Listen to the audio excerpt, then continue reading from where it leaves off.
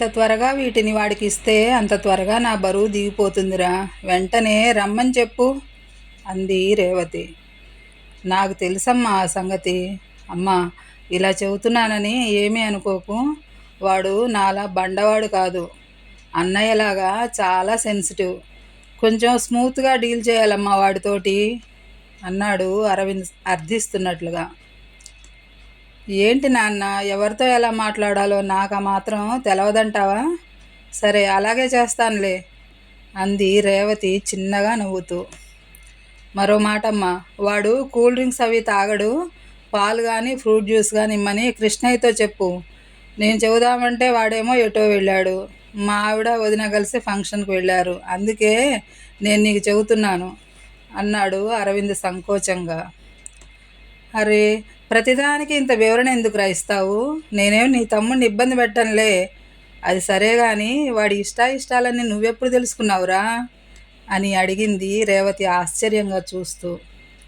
నాన్నగారు పోయాక వాడు బాగా దిగులు పడిపోయాడమ్మా. అన్నయ్య నేను కలిసి ఎంతో ఓదార్చిన మీదట ఇట్లా మనుషుల్లో పడ్డాడు. ఇప్పటికీ క్రమంలోనే వాడి అలవాట్లు నేను అన్నయ్య తెలుసుకోగలం నెమ్మదిగా కూపీ తీసి. నీ కోడళ్ళిద్దరికీ ఇవన్నీ తెలుసు అన్నాడు అరవింద్ మెల్లగా. అయితే మీరంతా ఒకటే నన్నే వేరు పెట్టారన్నమాట అంది రేవతి నిష్ఠూరంగా. లేదమ్మా, అసలే నాన్నగారు పోయిన బాధలో నువ్వు ఉన్నావు. ఇవన్నీ తెలిసి నువ్వెక్కడ నొచ్చుకుంటావునని అంటూ ఆగాడు. వెంటనే రేవతి తేలిగ్గా నవ్వుతూ, నాకేమీ బాధగాను కోపంగాను లేదులేరా. వాడిని చేరదీసి మీరు మంచి పనే చేశారు అంది రేవతి. సరే, నేను వాడికి ఫోన్ చేస్తానమ్మా అంటూ అరవింద్ వెళ్ళిపోయాడు. అన్నట్లుగానే ప్రవీణ్కి ఫోన్ చేసి, అమ్మ నిన్ను చూడాలనుకుంటోంది. వీలైతే ఈ సాయంత్రం ఒకసారి వచ్చి అమ్మకి కనపడి వెళ్ళు అన్నాడు అరవింద్. రేవతి తనని చూడాలని పిలిపించడం ప్రవీణ్కి ఎంతో ఆశ్చర్యాన్ని కలిగించింది. ఏమిటమ్మా, ఎప్పుడూ లేనిది రేవతి గారు నన్ను చూడాలనుకుంటున్నారట. నన్ను రమ్మని అరవింద్ అన్నయ్య ఫోన్ చేసి చెప్పాడు అన్నాడు. నిజమా? అయితే తప్పకుండా వెళ్ళిరా. అసలు నిన్నెందుకు రమ్మంటున్నారో ఏమిటో.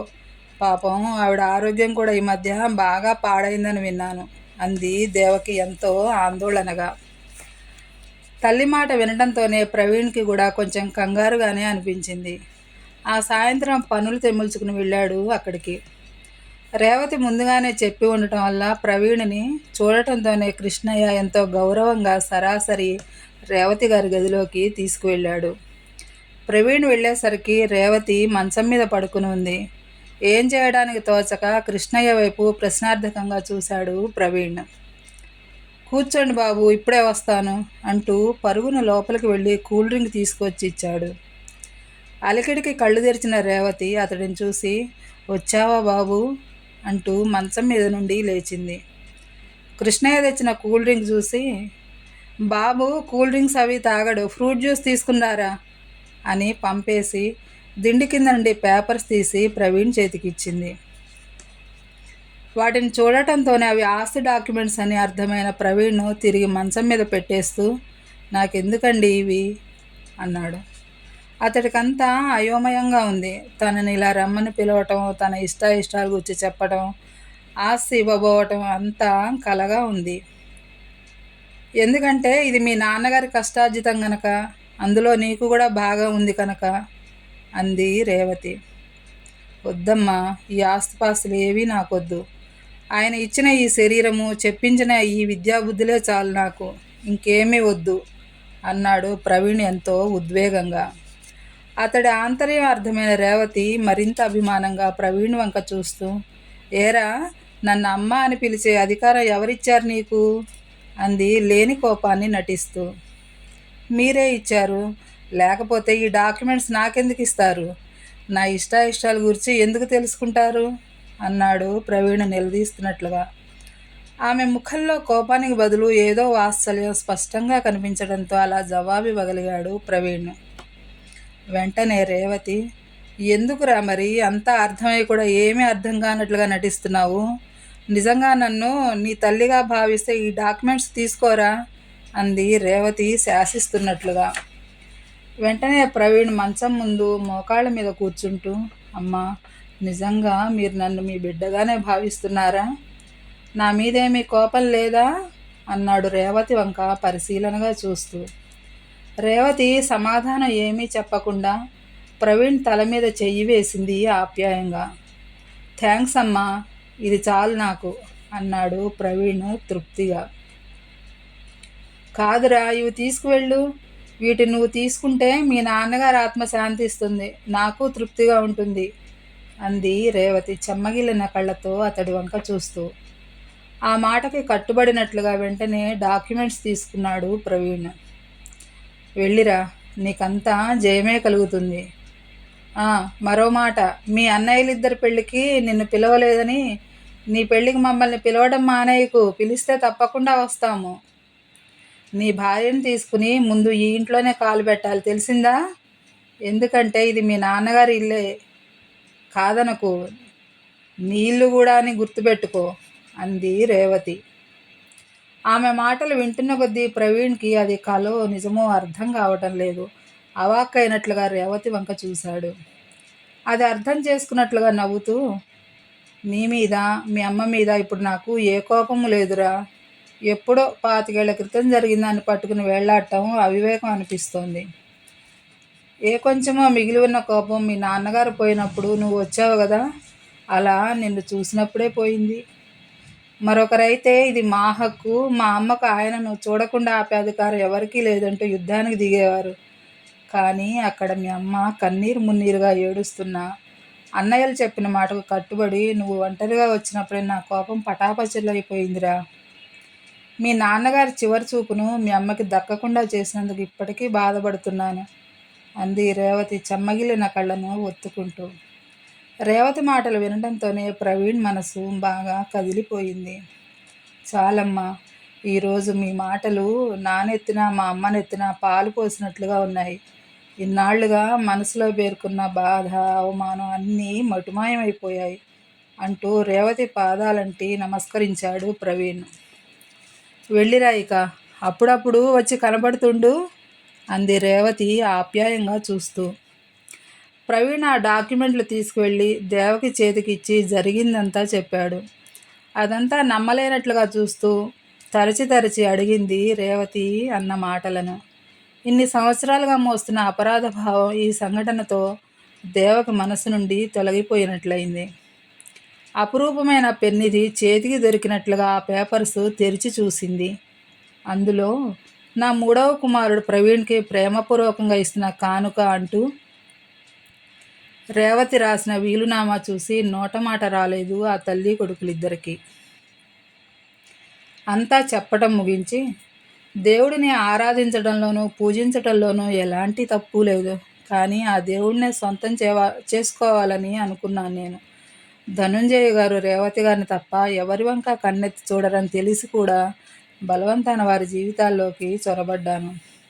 సీతారాముల్లాంటి ఆ భార్యాభర్తల ఎడబాటుకి కారణమయ్యాను. ఆయన బతుకున్నంతకాలం రేవతి గారి ప్రేమను తిరిగి పొందాలని ఆరాటపడుతూ ఉండేవారు. అప్పుడు కానీ నాకు తెలవలేదు ఆ జంటకు నేనెంత అన్యాయం చేశానో. రేవతి గారి స్థానంలో ఒక్క క్షణం నన్ను నేను ఊహించుకుని ఉంటే తొందరపడి వారికి మనస్తాపం కలిగించేదాన్ని కాదు. ఇది జీవితాంతం నన్ను వేధిస్తూనే ఉంటుంది. కానీ ఒకటి, జీవితంలో ఎన్ని కష్టాలు పడినప్పటికీ అంత గొప్ప వ్యక్తితో జీవితం పంచుకోగలగటం నా పూర్వజన్మ సుకృతంగానే భావిస్తున్నాను. అదే కొంచెం ఊరటనిస్తోంది నాకు. అప్పుడేదో తెలిసి తెలియక ప్రవీణ్ని అభిరామ అరవిందులు ఇబ్బంది పెట్టినా ఇప్పుడు చాలా ప్రేమగా చూసుకుంటున్నారు. తరచూ వాళ్ళ ముగ్గురు కలుసుకుంటూ ఉంటారు. అప్పుడప్పుడు కలిసి డిన్నర్ కూడా చేస్తూ ఉంటారు. రేవతి గారు ఆమె పేరన ఉన్న ఆస్తినంతటిని ప్రవీణ్కి రాసిచ్చేశారు. ఇవ్వటమే కాదు, వాడిని తన సొంత బిడ్డలా చూసుకుంటున్నారు. కానీ నేను మాత్రం ఆమె ముందుకు వెళ్ళే సాహసం చేయలేకపోయాను. ఇదమ్మా నా కథ. అలా నా నట జీవన ప్రస్థానం ముగిసిపోయింది. జీవితంలో నా కష్టసుఖాల్లో పాలు పంచుకున్న మంగమ్మ కూడా కాలం తీరి వెళ్ళిపోయింది.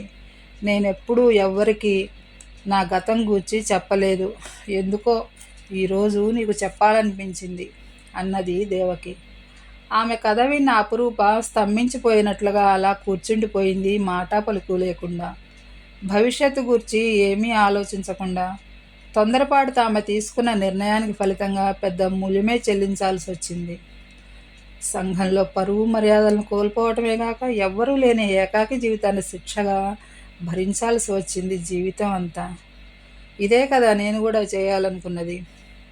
నిజానికి ధనుంజయ్ గారు ఎంతో ఉత్తములు కనుక దేవకి గారి ప్రయత్నాన్ని వారించాలని ఎంతో ప్రయత్నం చేశారు. కానీ రాకేష్ తన కోరిక తీర్చుకునేందుకు లివ్ ఇన్ పార్ట్నర్షిప్ చేద్దామన్నాడు. అలా ఎంతమంది నటీనటులు ఉండడం లేదు. మనము ఇష్టమైనంత కాలం కలిసి ఉందాం, నచ్చకపోతే విడిపోదామని తేలిగ్గా చెప్పేశాడు. అతడికి కావలసింది నాతో అనుభవమే కానీ అనుబంధం కానే కాదు. ఇదా నేను అతడి నుండి ఆశించింది? అతడి మీద ఉన్న ఇష్టం ఆరాధనగా మారి అతన్ని చేరుకునేందుకు ఈ సినిమాలో ఒక మార్గం అనుకుని ఎంతో ఆశగా పరుగులు పెడుతూ ఇక్కడికి వచ్చింది. కేవలం అతని కోసమనే సినిమా నటి అయింది. అతడితో జీవితం పంచుకోవాలని ఆశపడిందే కానీ ఒకరు నచ్చకపోతే మరొకరితో బెడ్ పంచుకోవాలని ఎప్పుడూ అనుకోలేదు. నా కోసం అతను దేన్ని వదులుకోడట. కానీ నేను మాత్రం నా ఆశల్ని కోరికల్ని అన్నీ వదులుకొని సహజీవనం పేరిట చచ్చ తలుచుకుంటేనే కంపరం పుడుతోంది అనుకుని తల విదిలించింది అపురూప.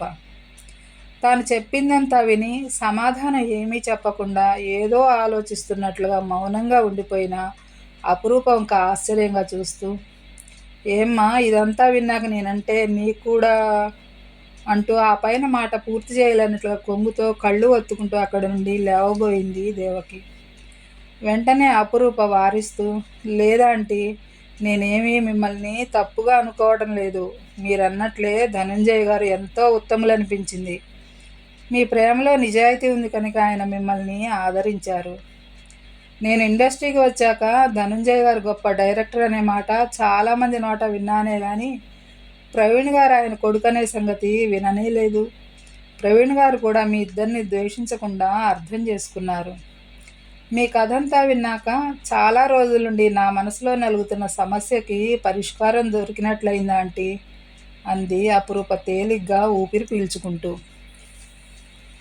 నీకు సమస్యలా? అంది దేవకి ఎంతో ఆశ్చర్యంగా.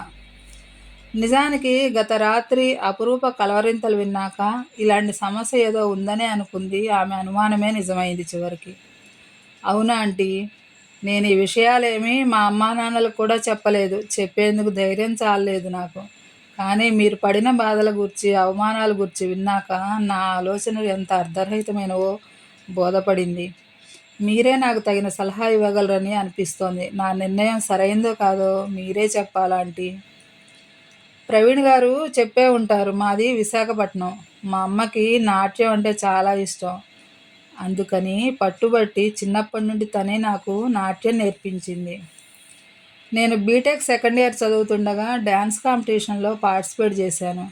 నాకు ప్రథమ బహుమతి వచ్చింది. ఆ కార్యక్రమానికి ముఖ్య అతిథిగా వచ్చిన రాకేష్ గారి చేతుల మీదుగా నేను ఆ బహుమతిని అందుకున్నాను. ఆయన నాకు బహుమతి ఇస్తూ నేను నాట్యం బాగా చేశానని, హైదరాబాద్ వస్తే మంచి అవకాశాలు వచ్చేలా చూస్తానని అన్నారు. నాకు రాకేష్ గారంటే చిన్నప్పటి నుండి చాలా ఇష్టం ఆంటీ. నాకే కాదు మా ఇంట్లో వాళ్ళందరికీ ఇష్టమే. నాకైతే పిచ్చి ఆరాధన. అతని మాటలు, డ్యాన్సులు, ఫైట్లు అన్నీ ఇష్టమే. అసలు అతను ఏం చేసినా చాలా గొప్పగా అనిపించేది నాకు. అంత పిచ్చి అతడంటే. ఆ పిచ్చి ఎంతవరకు వెళ్ళిందంటే అతన్ని ఎలాగైనా సరే పెళ్లి చేసుకోవాలనిపించేదాకా. అతనికి పెళ్ళయింది, పిల్లలున్నారని తెలుసు. మా ఇద్దరికి వయసులో చాలా తేడా ఉందని తెలుసు నాకు.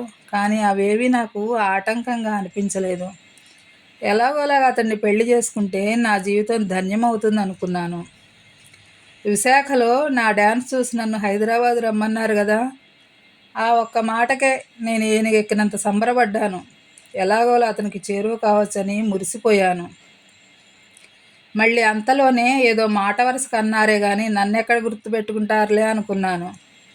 కానీ ఆయన దగ్గర నుండి రమ్మని పిలుపు రావడంతోనే చాలా పొంగిపోయాను ఆంటీ. నా కోసమే తన సినిమాలో ఒక క్యారెక్టర్ని క్రియేట్ చేస్తున్నానని చెప్పడంతో స్వర్గం చేతికి అందినంత ఆనందం పొందాను. మా అమ్మ నాన్నలకు నేను చదువు మానుకుని సినిమాలు చేయటం అస్సలు ఇష్టం లేదు. అయినా నేను మొండిగా ఇక్కడికి వచ్చేసాను. ఇక్కడికి వచ్చాక తెలిసింది నేను చేసేది నెగిటివ్ షేడ్ ఉన్న పాత్రని. దానికి డబుల్ మీనింగ్, కలపాటకి పురుష దుస్తులు వేసుకుని డ్యాన్స్ చేయాలని. అలా చేసేందుకు నేను కొంచెం జంకాను. అతడు నువ్వు వద్దంటే చేసేందుకు చాలామంది క్యూలో ఉన్నారని, ఒక్కసారి నా సినిమాలో చేస్తే జాక్పాట్ కొట్టినట్లుగా ఎన్నో ఆఫర్లు వస్తాయని నన్ను ప్రలోభపెట్టారు ఆంటీ. అతడి సమక్షం నన్ను ఏదో తెలవని మత్తులో ముంచేసింది. అతడి మాటలు నన్ను మరో లోకంలో విహరించేలా చేశాయి. నేను సినిమా ఛాన్స్ కోసం కాక అతడికి దగ్గరగా ఉండి అతడి మనసు గెలుచుకోవచ్చన్న ఆశతో సరే అన్నాను నేను. ఆ సినిమా విడుదలయ్యాక అందులో నన్ను చూసి నా స్నేహితులు అసహ్యించుకున్నారు. నేనేదో డబ్బు కోసం దిగజారిపోయి అలాంటి పాత్రను చేశానని అనుకున్నారు.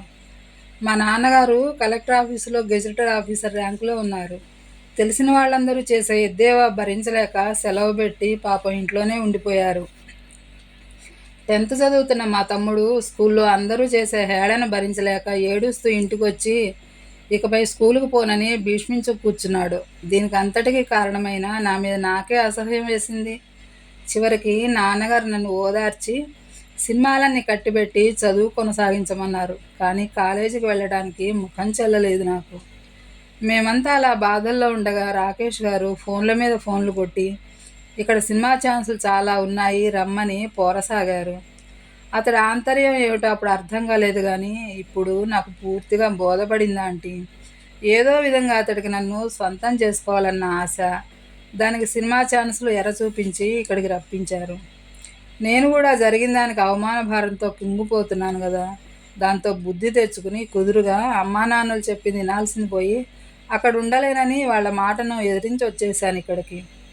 నేను అలా వచ్చాక కూడా నా మీద మమకారం చంపుకోలేక ఈ ఊళ్ళోనే బీటెక్ చదువుతున్న నా స్నేహితురాలు సాధనని నా తోడుగా ఉండమని రిక్వెస్ట్ చేశారు. వారి మాటలు కాదనలేక తను నాకు తోడుగా వచ్చిందంటీ. రాకేష్ గారే చెప్పారో లేక నా స్టిల్స్ చూసి ఇంప్రెస్ అయ్యారో తెలియదు, కానీ దయానిధి గారు తీసే అందెలరవళి సినిమాలో నన్ను హీరోయిన్గా బుక్ చేశారు. ఆ సినిమా ఎలా విజయవంతమైందో మీకు తెలుసు కదా. దానివల్ల నాకు మరెన్నో అవకాశాలు వచ్చాయి. ఈలోగా రాకేష్ గారు నా కోసం చాలాసార్లే ప్రయత్నించారు. ఎప్పుడు ఏదో ఒక ఆటంకం వలన అది నెరవేరలేదు. నేను నటించిన అందెలరవళి సినిమా సక్సెస్ అవ్వడం వల్ల అంతకుముందు నేను చేసిన చెత్త క్యారెక్టర్ని జనాలు మర్చిపోయారు. అందరూ నన్ను ఆకాశానికి ఎత్తుతూ మాట్లాడటం వల్ల మా తల్లిదండ్రుల బాధ కొంచెం శాంతించింది. తిరిగి మేమందరము దగ్గరయ్యాము. అమ్మ ఎక్కువ భాగం నాతోనే ఉండిపోయింది. మొన్న నాన్నగారికి తమ్ముడికి బాగోలేదని ఫోన్ రావటం వల్ల అమ్మ విశాఖ వెళ్ళింది. అదే రోజు రాకేష్ గారు నేనంటే ఇష్టం అంటూ తన మనసులోని కోరికను బయటపెట్టారు. నేను సంతోషపడిపోతూ మనం వెంటనే పెళ్లి చేసుకుందామా అని అడిగాను. ఆ మాట విని అదెలా సాధ్యం, నాకు పెళ్ళయింది కదా, పిల్లలు కూడా ఉన్నారు అన్నాడు. మరి ఈ ప్రపోజల్ ఎందుకు చేశావని నేను నిలదీశా. అది వేరు ఇది వేరు అంటూ చివరికి ఇద్దరం కలిసి సహజీవనం చేద్దామన్నాడు.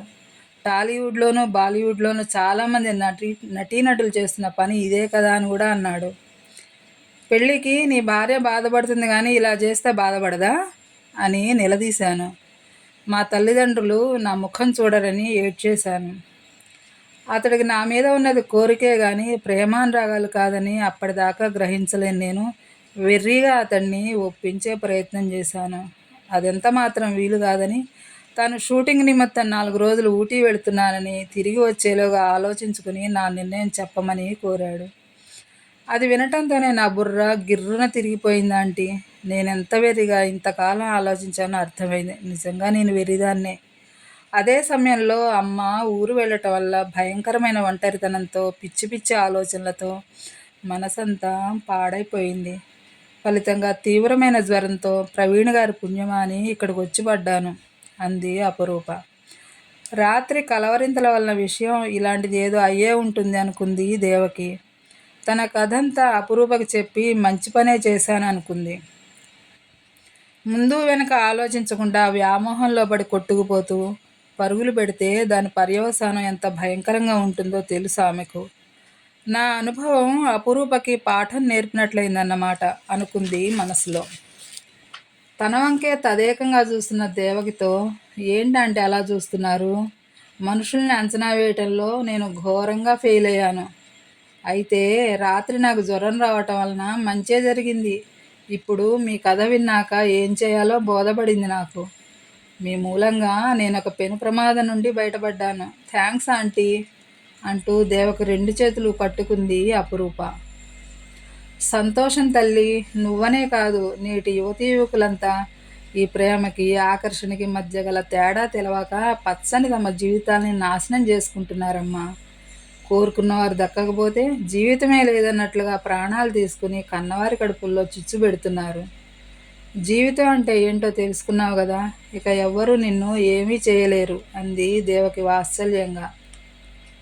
ఆంటీ, మీరన్నట్లు నిజంగా ధనుంజయ గారు దేవుడే. రేవతి గారికి అన్యాయం జరిగిన మాట వాస్తవమే అయినా అలాంటి అరుదైన వ్యక్తిని పొందాలని ఆశపడటం తప్పు కాదనిపిస్తోంది. కానీ నేను ఈ నీచుడిని ప్రేమించి ప్రేమ అనే పదానికే కళంకం తెచ్చాను. ఆయనకి వీడికి నక్కకి నాగలోకానికి ఉన్నంత తేడా ఉంది ఆంటీ. మీ మూలంగా నేను చేసిన తప్పేంటో తెలుసుకోగలిగాను ఈరోజు అంది అపురూప. ఇంతలో ప్రవీణ్ ఇంటికి వచ్చాడు షూటింగ్ ముగించుకుని. వస్తూ అపురూప కోసం యాపిల్స్, ద్రాక్ష పళ్ళు తీసుకొచ్చాడు. అతడు వచ్చాక టైం చూసి ఆశ్చర్యపోయింది దేవకి. చాలా టైం అయింది. మధ్యాహ్నం నుండి కబుర్లలో పడి అలా కూర్చుండిపోయాము. కనీసం చుట్టూ చీకట్లు ముసురుకోవటం కూడా గమనించలేదు. కాఫీ తాగుతావా రూపా అంది దేవకి అక్కడ నుండి లేస్తూ. ఇప్పుడేం వద్దా ఆంటీ, ఏకంగా భోజనం చేసేద్దాం అంది అపురూప. దేవకి గబగబా వెళ్ళి బియ్యం కడిగి కుక్కర్లో పెట్టి బెండకాయలు తరిగి పోపు వేసింది. ఉదయం కంటే అపురూప ముఖం తేటగా ఉండటం చూసి ప్రవీణ్ తేలిగ్గా నిట్టూర్చాడు. తాను తెచ్చిన పళ్ళు డైనింగ్ టేబుల్ మీద పెట్టి అక్కడున్న కుర్చీలో కూర్చుంటూ, ఎంత హడలుగొట్టేశారండి రూపగారు రాత్రి మీరు అని అన్నాడు. థ్యాంక్స్ అండి, మీ పుణ్యమా అని తొందరగా కోలుకున్నాను. అదే ఇంటికి వెళ్ళుంటే చూసేందుకు ఎవరూ లేక ఏమయ్యోదాన్నో ఏమో అంది అపురూప కృతజ్ఞతగా చూస్తూ. భలేవారే, ఈ మాత్రం దానిగా అంత పెద్ద మాట వాడేస్తున్నారు మీరు. మీ స్థానంలో ఎవరున్నా అలాగే చేసేవాడిని. ఏం నాకు అలా జరిగితే మీరు చూస్తూ వదిలేస్తారా అని అడిగాడు ప్రవీణ్ నవ్వుతూ.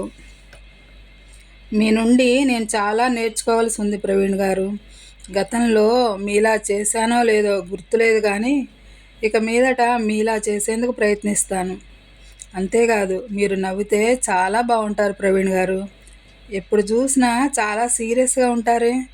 సీరియస్నెస్ మీ ముఖానికి అస్సలు సూట్ అవ్వదు అంది అపురూప ఎంతో చనువుగా. థ్యాంక్స్ ఫర్ యువర్ కాంప్లిమెంట్, కానీ ఇది మనం చర్చించవలసిన విషయం కాదనుకుంటాను అంటూ సీరియస్గా అపురూప వంక చూస్తూ అక్కడ నుండి లేచి లోపలికి వెళ్ళిపోయాడు ప్రవీణ్. తాను అన్నదాంట్లో తప్పేముందో, అతనికి ఎందుకంత కోపం తెచ్చుకున్నాడో అర్థం కాక అంతవరకు నవ్వుతూ ఉన్న అపురూప ముఖం చిన్నబోయింది. కొడుకు అలా తుంచినట్టు మాట్లాడటం దేవకి కూడా చిరాగ్గా అనిపించింది. పాపం ఆ అమ్మాయి ఏమనుకుంటుందో అని ఆదుర్దాగా అపురూప వంక చూసింది. అపురూప చటుక్కున అక్కడ నుండి లేచి, నేను ఇంకా మా ఇంటికి వెళ్ళిపోతానంటీ, నాకు ఇప్పుడు బాగానే ఉంది కదా, ఇంకా ఎందుకు మీకు శ్రమ అంది అపురూప వాడిపోయిన ముఖాన్ని దాచుకునే ప్రయత్నం చేస్తూ. అదేంటమ్మా అలా అంటున్నావు, ఇంకా నీరసంగానే ఉన్నావు కదా, ఈ ఒక్కపూట ఆగి రేపు ఉదయం వెళుదుగానిలే అంది దేవకి. కొడుకు మాటలుగా అపురూప బాధపడిందని గ్రహించి. లేదా ఆంటీ, నేను వెళతాను, ఇప్పుడు నాకు బాగానే ఉంది. అయినా రేపటి నుండి షూటింగ్కి వెళదామనుకుంటున్నాను. ఇంటికి వెళితే నా పోర్షన్ అది చూసుకునేందుకు వీలవుతుంది అంది స్థిరంగా. అదేదో ఇక్కడే ఉండి చూసుకోవచ్చు కదమ్మా. ప్రవీణు ఏదో చికాకులో ఉండి కాస్త విసుక్కున్నాడని కోపం తెచ్చుకుని వెళ్తానంటే ఎలా చెప్పు. ఉండు, వాడితో చెబుతా ఈ సంగతి అంది దేవకి ఎంతో అనునయంగా. వద్దాంటీ, అయినా కోపం తెచ్చుకునేందుకు నేను తనకేమవుతానని. నేనే నా హద్దులు దాటి అతి చనువు ప్రదర్శించాను. నా స్థానం ఏంటో చెప్పారు తను అంది అపురూప. ఆ మాటలు అంటున్నప్పుడు ఆమె గొంతు పూడుకుపోయింది. దేవకి లోపలికి వెళ్ళి, ఎందుకురా ప్రద్దానికి అంత చికాకు పడతావు, పాపం అమ్మాయి చిన్నబుచ్చుకుని వెళ్ళిపోతానంటుంది. తనకేమో పాపం నీరసం ఇంకా పూర్తిగా తగ్గనే లేదు అంది జాలిగా. ఆ సంగతి గ్రహించాలిగా తనే అడుగుతోంది కదా నేనేమవుతానని. ఏదైనా అయితే కానీ ఉండదట ఇక్కడ. అసలేంటమ్మా ఈ అమ్మాయిలు గాజు బొమ్మల్లా ఇలా తయారయ్యారు. ప్రతి చిన్నదానికి ఎమోషనల్గా ఫీల్ అయిపోయి కడవల కొద్దీ కన్నీళ్ళు గార్చేస్తారు. నాకేం కోపం లేదు కానీ ఉండమని ఇక్కడే. కావాలంటే రేపు చీకటినే తీసుకువెళ్ళి దిగబెట్టేస్తానని చెప్పు అన్నాడు ప్రవీణ్ బయటకు రాకుండానే. ఆ మాటలన్నీ విన్న అపురూప అతడికి తన మీద కోపం ఏమీ లేదని గ్రహించింది. వాళ్ళ అమ్మగారు అన్నట్లు అతడికి ముక్కు మీదే ఉంటుంది కోపం అని అనుకుంది. అయినా తన నిర్ణయం ఏమీ మార్చుకోదలుచుకోలేనట్లుగా బుంగమూతి పెట్టుకుని కూర్చుంది అక్కడే. లోపల నుండి తొంగి చూసిన దేవకి, చూడరా ఆ పిచ్చి పిల్ల ఎలా కూర్చుందో, నువ్వు వచ్చి చెబితే తప్ప విందనుకుంటాను అంటూ నవ్వింది. తల్లి చెప్పగా అటు చూసిన ప్రవీణ్కి కూడా నవ్వు వచ్చింది అపురూప కూర్చున్న తీరు చూడటంతోనే. సరే పద వస్తాను అంటూ బట్టలు మార్చుకుని ముఖము కాళ్ళు చేతులు కడుక్కుని వచ్చాడు. ఇప్పుడు అతని ముఖం చాలా తేటగా ఉంది. సారీ, ఏదో చికాకులో ఉండి అలా విసుక్కున్నాను. లేచి ఫ్రెష్ అప్ అయ్యి రండి, భోంచేద్దాం అన్నాడు ప్రవీణ్. అతడు అలా మృదువుగా మాట్లాడేసరికి అపురూప మనసులో బాధంతా చేత్తో తీసేసినట్లుగా మాయమైపోయింది. మారు మాట్లాడకుండా లేచి లోపలికి వెళ్ళింది. దేవకి కూడా సంతృప్తిగా నవ్వింది. నిరంజన్ క్లినిక్ నుండి ఇంటికి వెళుతూ అపురూప ఎలా ఉందోనని చూడ్డానికి వచ్చాడు. అప్పటికి వాళ్ళ ముగ్గురు భోజనాలు చేసి కబుర్లు చెప్పుకుంటూ కూర్చున్నారు. నిన్న ఇదే సమయానికి అచేతనంగా పడి ఉన్న అపురూపకు ఇప్పుడు గలగలా నవ్వుతూ మాట్లాడుతున్న ఈ అమ్మాయికి ఎక్కడా పోలికే లేదన్నట్లుగా మెచ్చుకుంటున్నట్లుగా చూశాడు. రారా బాబు, ఇంకా రాలేదేమిటా అని చూస్తున్నాను. ఇదిగోరా నీ పేషెంటు. ఇప్పటిదాకా వాళ్ళ ఇంటికి వెళ్ళిపోతానని ఒకటే గొడవ అనుకో. నువ్వు వచ్చి చూశాక ఎలా చెప్తే అలా చేద్దామంటే వినడం లేదు అంటూ నవ్వాడు ప్రవీణ్. అబ్బే అదేం లేదండి, అదంతా ప్రవీణ్ గారి కల్పనే. నేను అసలు పొమ్మనేదాకా ఇక్కడి నుండి కదలను అంది అపురూప నవ్వుతూ. అమ్మో చూడమ్మా ఎంత అన్యాయంగా మాట్లాడుతున్నారో. ముందంతా తనే కదా వెళ్తానన్నది అంటూ నవ్వాడు ప్రవీణ్. ఒరే ప్రవీణ్, నువ్వు ఇలా నవ్వి అన్నాళ్ళయిందిరా. నిజంగా నాకు ఈవేళ నిన్ను చూస్తే కడుపు నిండినట్లుగా ఉందిరా అన్నాడు నిరంజన్ ప్రేమగా స్నేహితుడి భుజాన్ని తట్టి. అది వింటూనే చిరాకు ముంచుకొచ్చేసింది ప్రవీణ్కు. అరే ఇవాళ మీ అందరికీ ఏమైందిరా, నా నవ్వు మీద పట్టించారు. ఇందాక అపురూప, ఇప్పుడు నువ్వును అన్నాడు కోపంగా చూస్తూ. అదుగో అదుగో మళ్ళీ మొదటికే వస్తున్నావు. ఏదో నీతో కాసేపు సరదాగా గడపాలని క్లినిక్ త్వరగా కట్టేసి వచ్చాను. ఇలా ఉంటే నేను ఉండను ఇక్కడ అంటూ లేచాడు నిరంజన్ బెదిరిస్తున్నట్లుగా. వెంటనే ప్రవీణ్ అతని చెయ్యి పట్టుకుని కూర్చోబెట్టి, నన్ను అంటావు కానీ మాటకు ముందు అలుగుతావురా నువ్వు అంటూ దేవక వైపు తిరిగి, అమ్మా వీడికి బాగా ఆకలేస్తున్నట్లుంది, అందుకే వెళ్ళిపోతానంటున్నాడు. 2 యాపిల్స్ కోసి పట్టుకురా, వాడి పేరు చెప్పుకుని అందరం తిందాం అన్నాడు చిన్నగా నవ్వుతూ. స్నేహితులిద్దరి వాదనను విని నవ్వుకుంటూ వంటగదిలోకి వెళ్ళింది దేవకి. ఆ వెనకే వెళ్ళింది అపురూప. ఆంటీ, మీరన్నట్లు ప్రవీణ్ గారికి కొంచెం కోపం ఎక్కువే, కానీ మనుషులంటే ఎంత ఆత్మీయతగా ఉంటారో. అసలు ఇక్కడ ఉండటం వల్ల నాకు ఏదో పరాయి చోటున ఉన్నట్లు అనిపించడమే లేదు అంది. పోన్లేమ్మా, ఇందాక నీ తీరు చూసి వెళ్ళిపోతామని అనుకున్నాను అంది దేవకి. ఊరికినే అలా అన్నా ఆంటీ, నిజంగా వెళ్ళాలని కాదు అంటూ అల్లరిగా నవ్వింది అపురూప. దేవకి ప్రేమగా అపురూప భుజం తట్టింది. యాపిల్ ముక్కలు తెచ్చి మధ్యలో ఉన్న టీపాయ్ మీద పెట్టింది. నలుగురు కబుర్లు చెప్పుకుంటూ తిన్నారు. మర్నాడు ఉదయం అపురూప తన ప్లాట్కి వెళ్ళిపోయింది. తనకి పూర్తిగా తగ్గిపోయి ఇంటికి వచ్చేసానని తల్లికి ఫోన్ చేసి చెప్పింది. కూతురి ఆరోగ్యం గురించి ఎన్నో జాగ్రత్తలు కూడా చెప్పింది శ్రీలక్ష్మి. అమ్మా, పాపం దేవకి ఆంటీ జీవితంలో ఎన్నో కష్టాలు పడ్డారమ్మా. ధనుంజయ గారిని 2వ పెళ్లి చేసుకోవటం వల్ల ఇటు తల్లిదండ్రులకు అటు సినీ ఫీల్డ్కు దూరమై పూర్తిగా ఐసోలేట్ అయిపోయారటమ్మా. శ్రీదేవి, హేమమాలిని లాంటి మేటి నటులు అట్లాగే పెళ్ళయి పిల్లలున్న వారిని చేసుకున్నారు కదమ్మా. వాళ్ళెవరికీ లేని ఇబ్బంది పాపం ఆంటీకే వచ్చింది అంది సానుభూతిగా. ఏం చేస్తాం, ఒక్కొక్కరి అదృష్టం అలా ఉంటుంది. ఏదేమైనా అట్లా పెళ్ళై పిల్లలున్న వాడిని చేసుకోవటం నా దృష్టిలో తప్పే కాదు, మహాపాపం కూడా అంది శ్రీలక్ష్మి. ఆవిడంటే నీకు చాలా ఇష్టం కదమ్మా, ఈ విషయంలో నువ్వు ఆవిడని సమర్థించలేవా అంది అపురూప. ఇష్టం అనేది వ్యక్తిగతమైనది. నటిగా అంటే అప్పుడే కాదు ఇప్పటికీ ఇష్టమే. కానీ పెళ్ళి అనేది వాళ్ళిద్దరికీ సంబంధించినది కాదు కదా, ఇతరులతో కూడా ముడిపడి ఉంటుంది కదా.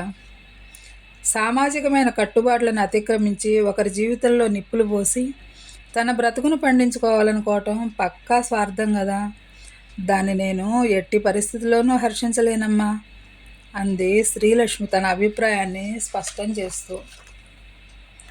అమ్మ, ఒకవేళ నాకే ఇలాంటి పరిస్థితి ఎదురై ఎవరైనా రెండో పెళ్లి చేసుకున్నాననుకో అంటున్న కూతురి మాటను పూర్తి చేయనీయలేదు శ్రీలక్ష్మి. మక్కెలు ఇరగదన్ని మూలన కూర్చోబెడతాను. అసలు ఎందుకే ఇలాంటి చచ్చు ప్రశ్నలు వేస్తున్నావు ఈరోజు? ఆ జ్వరంలో ఏ గాలైనా సోకిందా ఏంటి నీకు అంది విసుగ్గా. అబ్బెబ్బే, అదేం లేదమ్మా, ఊరికే తెలుసుకుందామని అడిగానంతే. నా ఫ్రెండు ఈ మధ్య ఇలాంటి సమస్యనే ఎదుర్కొంటోంది. సలహా చెప్పమని నా దగ్గరకు వచ్చింది. నాకేమో ఏం చెప్పాలో తోచక నిన్ను అడిగానంతే అంది అపురూప. పెళ్ళంటే నూరేళ్ల పంటమ్మా, జీవితానికి అతి ముఖ్యమైన మలుపది. వధూవరులకి ఇద్దరికీ కూడాను. తల్లిదండ్రులు తమ పిల్లలు కలకాలం కలిసి ఉండాలని ఎంతో శ్రద్ధగా అన్నీ తరచి తరచి చూసి పెళ్లి చేస్తారు. లేదా పిల్లలు ఒకరినొకరు పూర్తిగా ఇష్టపడి చేసుకున్నా ఒక విధంగా అది సంతోషభరితంగానే ఉంటుంది. ఎందుకంటే వారిద్దరూ ఒకరి గురించి ఒకరు అవగాహన కలిగి ఉంటారు కనుక. కానీ ఇలా తాత్కాలిక ఆకర్షణకు వ్యామోహాలకు లోనే ముందు వెనక ఆలోచించకుండా పోతే అలా పెళ్ళైన వాళ్ళని మళ్ళీ పెళ్లి చేసుకుంటే సంఘం హర్షించదమ్మా. రెండవ భార్యగా వెళ్ళిన స్త్రీని అస్సలు గౌరవించదు.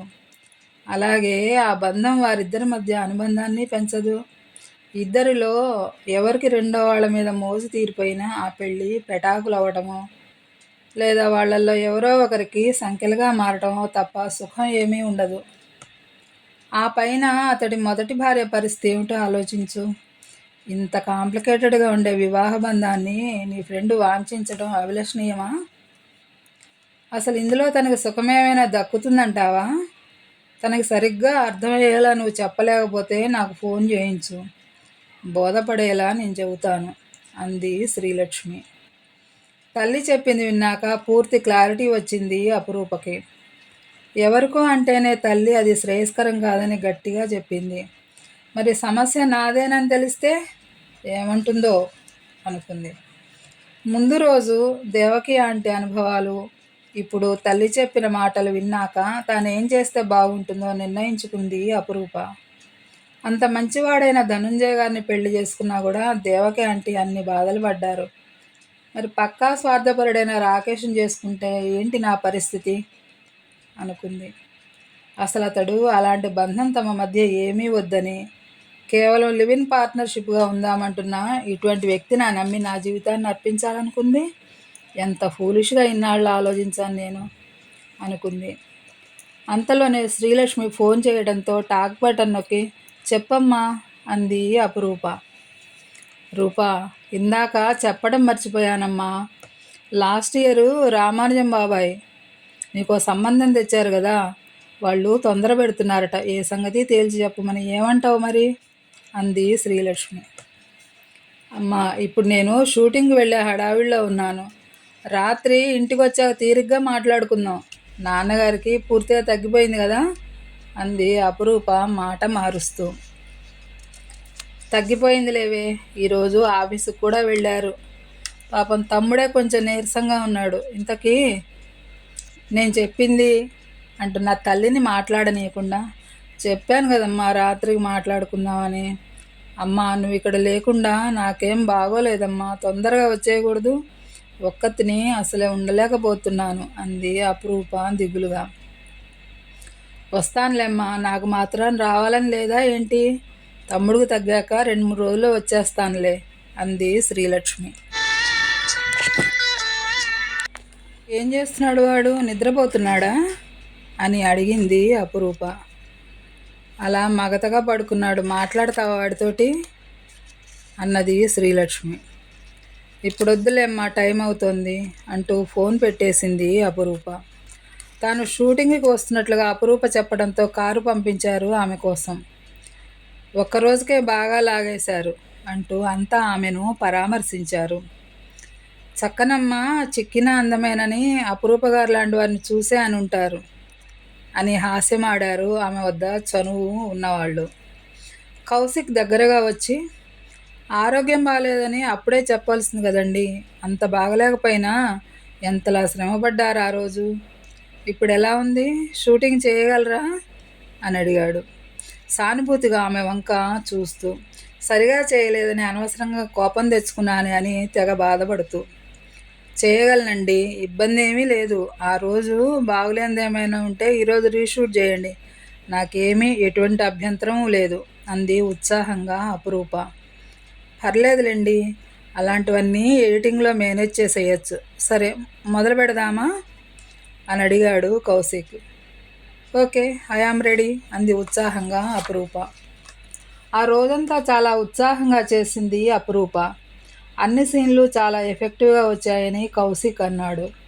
ఆ రోజు చేయవలసిన సీన్లన్నీ తొందరగా ముగియటంతో ముందు రోజు అనుకున్న కొన్ని సీన్స్ కూడా ఆ రోజు కవర్ చేశారు. మర్నాడు కూడా ఇదే రకంగా చిత్రీకరణ జరిగితే నిన్న మిస్ అయిన సీన్స్ కూడా కవర్ చేద్దామని అన్నాడు కౌశిక్. షూటింగ్ ముగించుకుని ఉత్సాహంగా ఇంటికి బయలుదేరింది అపురూప. ఇవాళేంటి చాలా హుషారుగా ఉన్నారు, ఏంటి సంగతి అని అడిగాడు ప్రవీణ్. చెప్పనా, Boost is the secret of my energy అంటూ నవ్వింది అచ్చంగా అడ్వర్టైజ్మెంట్లో సచిన్లా ఫోజు పెట్టి. అది చూసి, అమ్మో, నిన్నటికి ఇవాళకి చాలా మార్పు వచ్చింది మీలో. Anyhow, I am very happy. మీరెప్పుడు ఇలాగే నవ్వుతూ ఉండాలని నా కోరిక అన్నాడు ప్రవీణ్. అవునా, నిన్న ఈ మాట అంటే ఎవరో మరి నా మీద కోపం తెచ్చుకున్నారనుకుంటాను అంది అపురూప చిలిపిగా నవ్వుతూ. బాబోయ్, మీతో పెట్టుకుంటే అంతే సంగతుల్లో ఉంది నా పని అంటూ నమస్కారం పెట్టి వెళ్ళిపోయాడు Praveen. Okay, that's good bye అంటూ కారేకి వెళ్ళిపోయింది అపురూప. ఈ రోజెందుకు అపురూప మనసు ఎంతో ఉల్లాసంగా ఉంది. అంతవరకు అదృశ్యంగా మనసును ఆవరించి ఉన్న బంధనాలేవో తెగిపోయి స్వేచ్ఛ పొందినట్లుగా అనిపించసాగింది. అతడితోనే కాదు, ఆ రోజు యూనిట్ సభ్యులందరితోనూ అలాగే ఉత్సాహంగా మాట్లాడింది, జోక్స్ వేసి నవ్వించింది. కాలేజీ రోజుల్లో తన స్నేహితులతో ఎలా ఉండేదో ఆ రోజు అలాగే షూటింగ్లో అందరితోనూ గడిపింది. అపురూపలోని ఈ మార్పు అందరికీ ఆశ్చర్యాన్నే కలిగించింది. ఇంటికి వెళ్ళాక తన తమ్ముడు శ్రీకాంత్తోనూ అట్లాగే మాట్లాడింది. శ్రీలక్ష్మి, పెళ్లి సంబంధం గురించి ఏం జవాబు చెప్పమంటావు అని అడిగింది ఉదయం విషయం గుర్తు చేస్తూ. అమ్మా, 40 days నేను షూటింగ్లో చాలా బిజీగా ఉంటాను. ఆ తర్వాత 1 month రెస్ట్ కోసం ఇంటికి వస్తున్నా. అన్నిటికంటే ముఖ్యం, నేను అతనితో పర్సనల్గా మాట్లాడాలి. మా ఇద్దరికి కంపాటబిలిటీ కుదురుతుందో లేదో చూడాలి. అలాగే అతడు నన్ను చూసి ఇష్టపడుతున్నాడా, లేక నేను ఈ మధ్య సినిమాల ద్వారా బాగా సంపాదించను కదా, ఆ సొమ్ము కోసం చేసుకుందాం అనుకుంటున్నాడో తెలుసుకోవాల్సిందే నేను. ఎందుకంటే వాళ్ళు నన్ను చూసుకుని వెళ్ళి దాదాపు 1 సంవత్సరం రోజులు అవుతోంది. ఇన్నాళ్ళు మెదలకుండా ఊరుకుని ఇప్పుడు తొందర పెడుతున్నారంటే మనం కొంచెం ఆలోచించాలి కదమ్మా అంది అపురూప. కూతురికి వచ్చిన ఆలోచన తనకి రానందుకు శ్రీలక్ష్మి కొంచెం నొచ్చుకుంది. నిజమేనమ్మా, నీ మాట తప్పకుండా మనం ఆలోచించాలి అంది శ్రీలక్ష్మి మెచ్చుకుంటున్నట్లుగా. పరాంకుశం కూడా కూతురి మాటలు విని, లక్ష్మి, ఇక రూప గురించి మనకి ఏ దిగులు అక్కర్లేదు. ఇక్కడ ఉండగా ఎంత అమాయకంగా ఉండేదో ఇప్పుడంత మెచ్యూర్డ్గా ఆలోచిస్తోంది అన్నాడు కూతుర్ని తలుచుకుని మురిసిపోతూ. భార్యాభర్తలిద్దరూ కూతురి పెళ్లి గురించి ఎన్నో విషయాలు చర్చిస్తూ ఉండిపోయారు. కూనిరాగాలు తీసుకుంటూ లోపలికి వస్తున్న కొడుకుని చూసి ఆశ్చర్యపోయింది దేవకి. ఏమిట్రా సంగతి, ఈవేళ చాలా హుషారుగా కనిపిస్తున్నావు అని అడిగింది దేవకి. ఏం చెప్పను, నిన్న మన ఇంటికి వచ్చింది కదా ఒక మహాతల్లి, తను వెళుతూ వెళుతూ ఏదో చేతబడో చిల్లంగో చేసినట్లుంది, అందుకే ఇలా మారిపోయాను అంటూ నవ్వాడు. ఉరుమురిమి మంగళం మీద పడ్డట్లు మధ్యలో ఆ అమ్మాయి ఏం చేసిందిరా నిన్ను? కానీ నువ్వు ఇలా నవ్వుతూ ఉల్లాసంగా ఉండటం చూసి ఎన్ని రోజులైందిరా నేను అంది దేవకి సంతోషంగా. అదే అదే అలా అనే ఆవిడ ఏదో మంత్రమో తంత్రమో చేసిపోయింది. ఇప్పుడు తెచ్చుకుందామన్న కోపం రావడం లేదే అని సీరియస్గా చూడబోయి పక్కున నవ్వేశాడు. పోరా బడుద్దాయ్, నిజం చెప్పు, తనంటే నీకు చాలా ఇష్టం కదూ అంది దేవకి నిలదీస్తున్నట్లుగా. అమ్మో, అలాంటిదేం లేదులే తల్లి, అనవసరంగా లేనిపోనివి ఊహించుకోకు, ఆ తర్వాత చాలా బాధపడవలసి వస్తుంది అన్నాడు ప్రవీణ్ హెచ్చరిస్తున్నట్లుగా. ఏం లేకపోతే అమ్మాయి పట్ల ఎందుకంత శ్రద్ధ తీసుకున్నావు? తనకి ఒంట్లో బాగుండకపోతే ఎందుకంత ఆరాటపడి మన ఇంటికి తీసుకొచ్చావు అంది దేవకి సూటిగా చూస్తూ. నిజం చెబుతున్నానమ్మా, నాకు తన మీద అలాంటి ఫీలింగ్స్ ఏవి ఇంతవరకు కలగలేదు అన్నాడు ప్రవీణ్ సీరియస్గా ముఖం పెట్టి. పోనీ ఇప్పుడు ఆలోచించరా, ఆ అమ్మాయి తీరు నాకు బాగా నచ్చింది.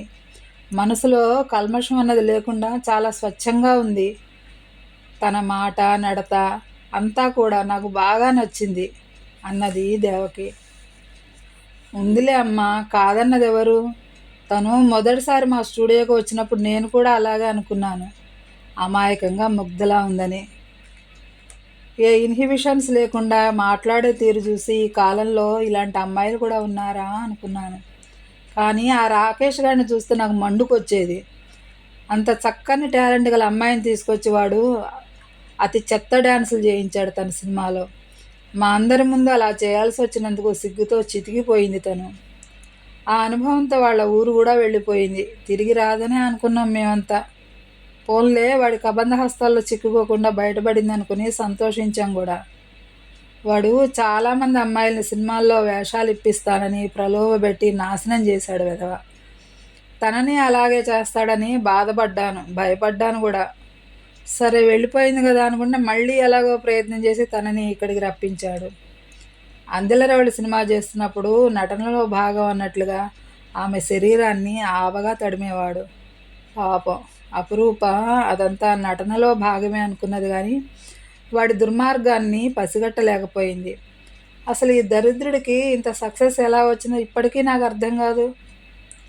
ఈ అభిమానులు వెర్రి గొర్రెల్లా వాడు ఏం చేస్తే అది గొప్ప అన్నట్లుగా ఆకాశానికి ఎత్తేస్తున్నారు వెధవని. ఘోస్ట్ రైటర్లను పెట్టుకుని పాటలు రాయించుకుని తానే రాసినట్లుగా ప్రచారం చేసుకుంటున్నాడు దుర్మార్గుడు. వాడి అదృష్టం ఏంటంటే సినిమా పరిశ్రమలో అన్ని రంగాల్లోనూ అంతో ఇంతో ప్రావీణ్యం ఉంది. ఆ పైన వాడి ప్లస్ పాయింట్ డైలాగ్ డెలివరీ, డ్యాన్స్లు. వాడు కొట్టే పంచ్ డైలాగులకు జనాలు పిచ్చెక్కిపోతారు.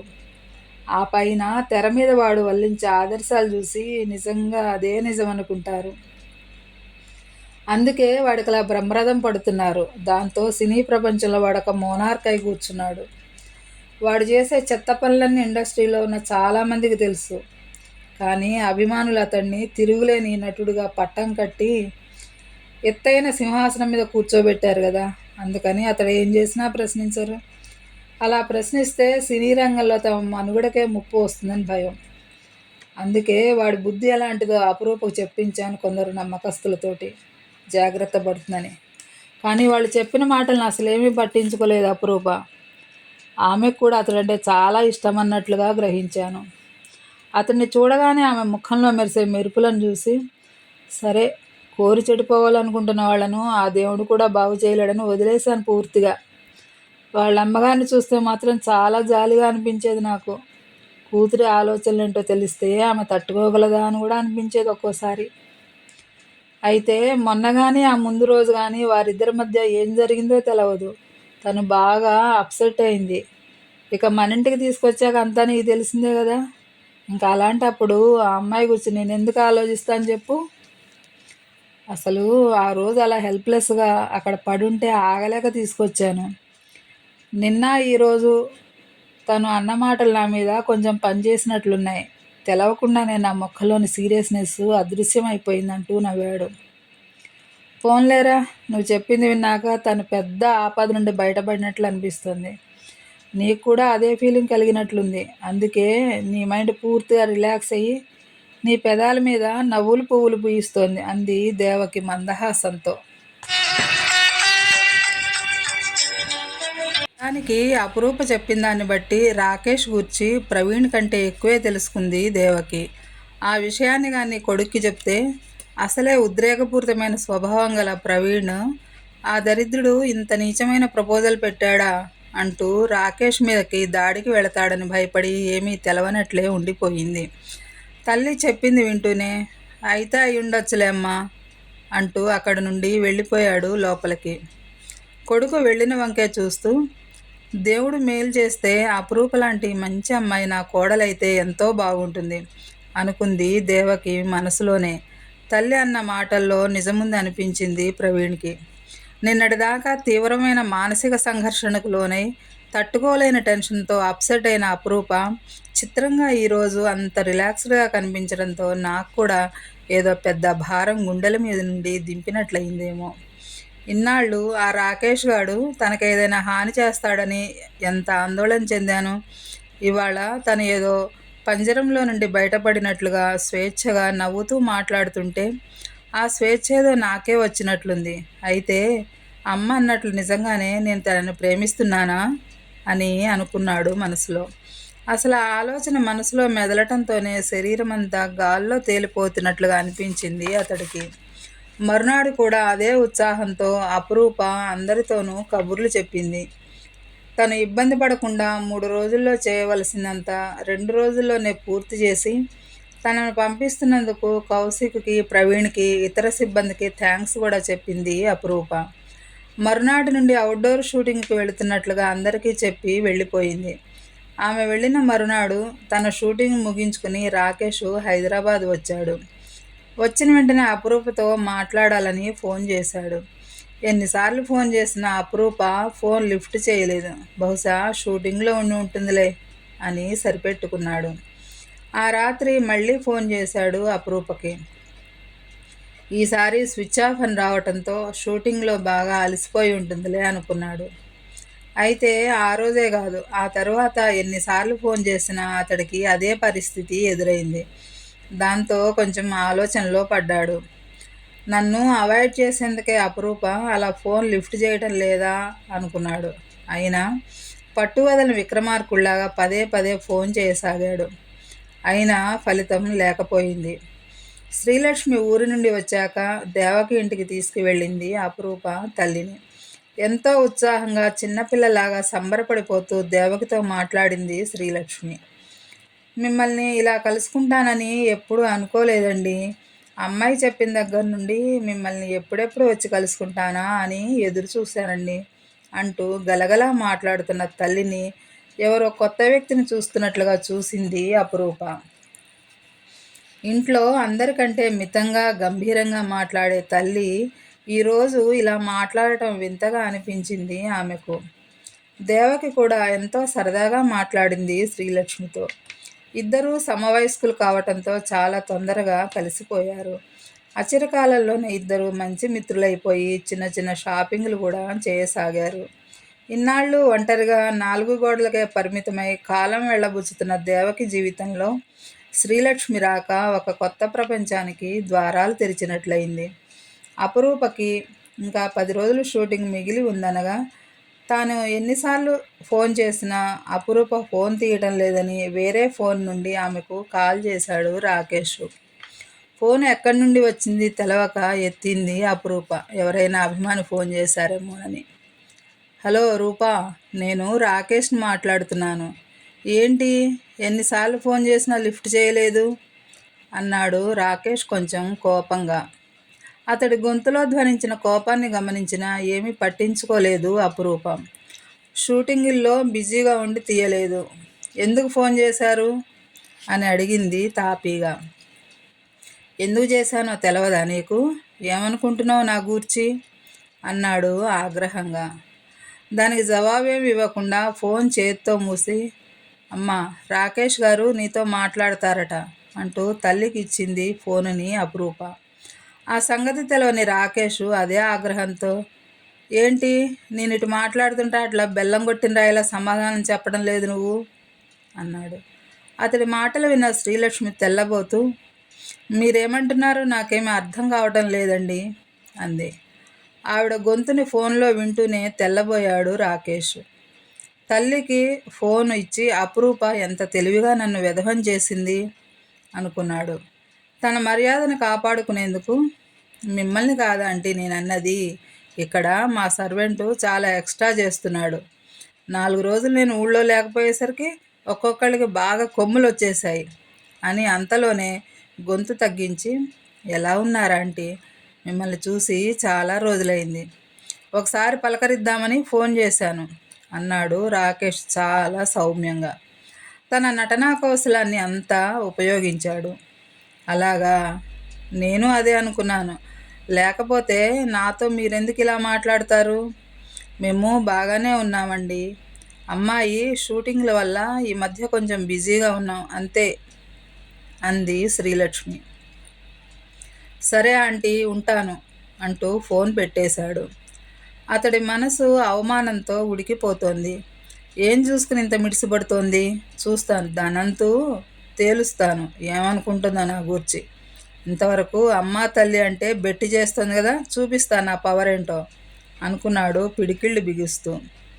తల్లి ఫోన్ పెట్టేశాక అపురూప, ఏమంటున్నారమ్మా ఆయన అని అడిగింది ఏమీ తెలవనట్లే. వాళ్ళ పనివాళ్ళు ఏదో చేసినట్లున్నారు. ముందు ఫోన్లో గట్టిగా అరిచారు. తర్వాత నేను కంగారుగా మాట్లాడటం చూసి మిమ్మల్ని కాదా ఆంటీ అంటూ మన క్షేమ సమాచారాలు అడిగారమ్మా అంది శ్రీలక్ష్మి. తల్లి మాటలు విని బాగానే కవర్ చేసుకున్నాడు అని మనసులోనే నవ్వుకుంది అపురూప. షూటింగ్ మొత్తం పూర్తి చేసుకుని ఇంటికి వచ్చింది అపురూప. కొంచెం విశ్రాంతిగా ఏ పని పెట్టుకోకుండా 4 రోజులు గడిపేసింది. ఆమె రావడంతోనే కొత్త సినిమా ఆఫర్లను పట్టుకుని నిర్మాతలు ఆమె ఇంటికి వచ్చి కలిశారు. వెంటనే సినిమాలు మొదలు పెడతానంటే మాత్రం నా వల్ల అస్సలు కాదండి. నేను మా ఊరు వెళ్ళి 1 నెల రోజుల దాకా తిరిగి రాను. ఆ తర్వాతే ఏదైనా. అందుకే నేను ఎవరికి సంతకాలు చేయడం లేదు. 1 నెల తర్వాత మొదలు పెడతానంటే నాకు ఎలాంటి అభ్యంతరాలు లేవు. అలా కుదరదు అంటే వేరే ఎవరినైనా పెట్టుకోండి, నేనేమీ అనుకోను అంది అపురూప. అందుకు ఇష్టపడిన వారు ఆమె దగ్గర కమిట్మెంట్ తీసుకున్నారు. కాదనుకున్న వాళ్ళు వేరే వారిని వెతుక్కుంటామని వెళ్ళిపోయారు. అపురూప ఊరు వెళుతోందని 1 నెల రోజుల దాకా తిరిగి రాదని విన్నాడు రాకేష్. వెళ్లేలోగా అటో ఇటో తేల్చుకోవాలని గట్టిగా అనుకున్నాడు. అందుకే అర్జెంటుగా ఒకసారి తన ఆఫీస్కి వచ్చి కలుసుకోమని అపురూపకి ఫోన్ చేసి చెప్పాడు రాకేష్. ఆమె కూడా అతడి ఫోన్ కాల్స్తో బాగా విసిగిపోయింది.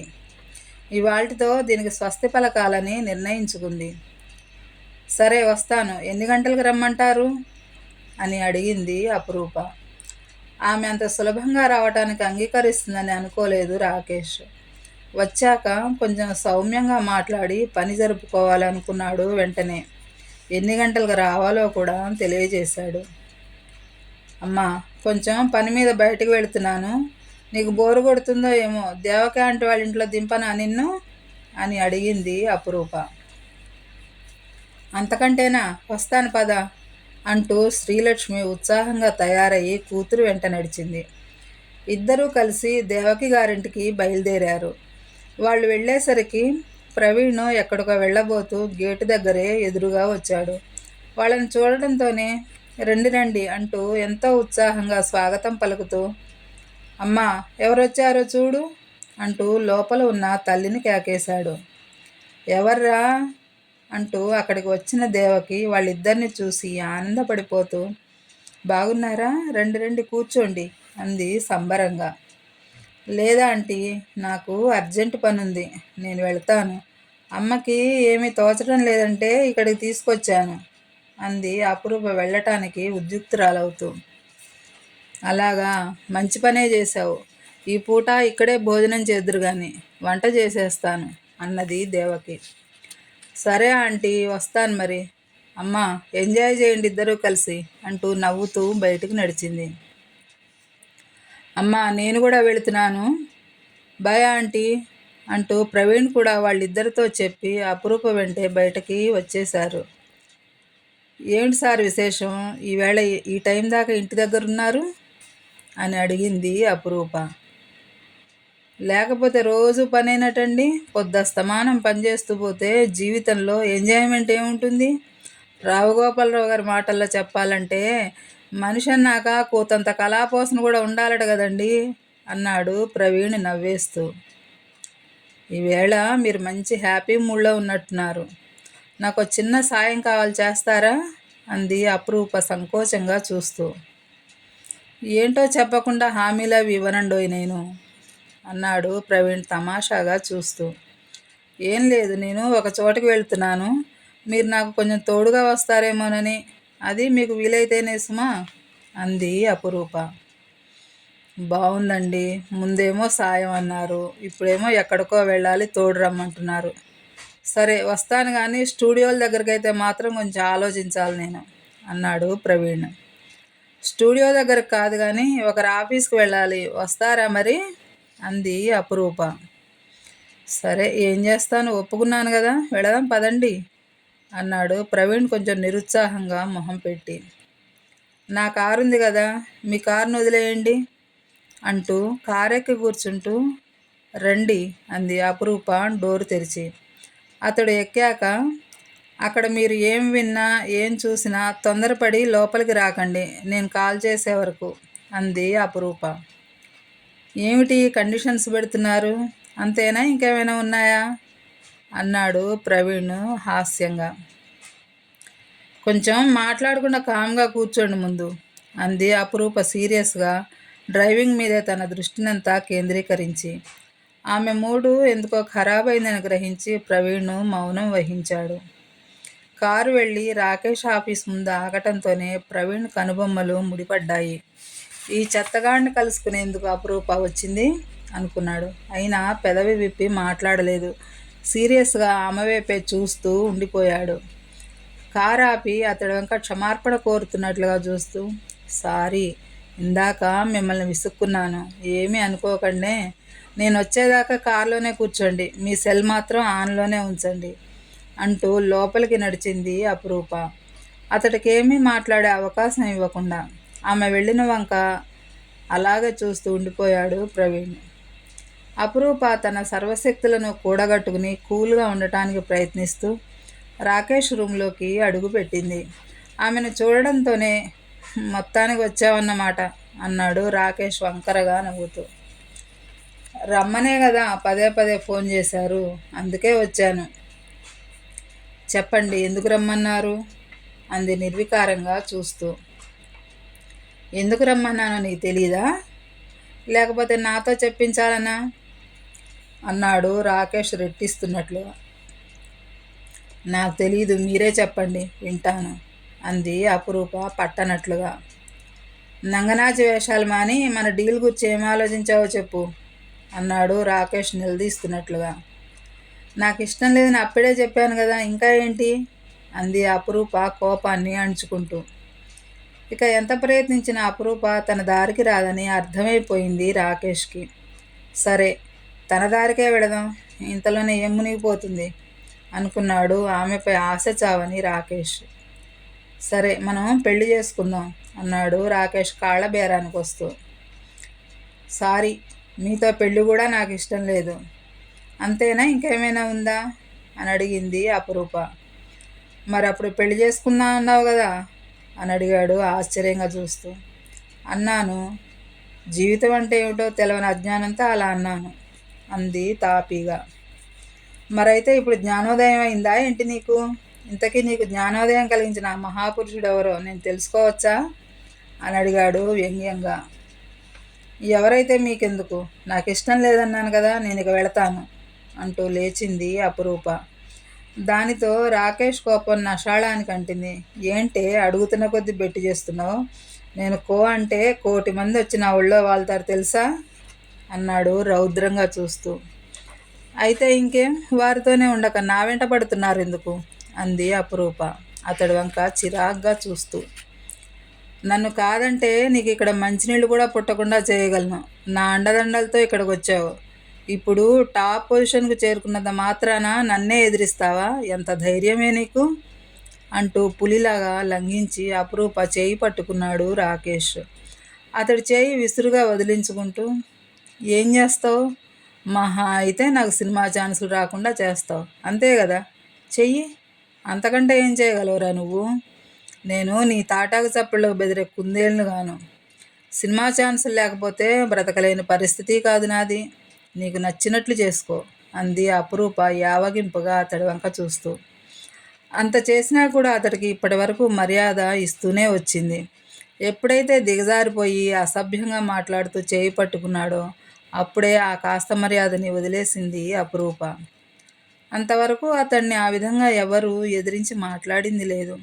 సామ దాన భేద దండోపాయాలతో ఎంత మొండిఘటాన్నైనా ఎలాగోలాగా లొంగదీసుకున్నాడు. కానీ ఆ రోజు అపురూప దేనికి లొంగకుండా తనకి సవాలుగా ఎదురు నిలిచి మాట్లాడటంతోనే అతడిలో ఆగ్రహం మిన్నంటింది. పశుత్వం నిద్రలేచింది. ఏంటే మర్యాదగా అడుగుతుంటే తెగ నీలుగుతున్నావు? నిన్నిక్కడ ఏం చేసినా ఎవరు అడ్డుపడారు తెలుసా?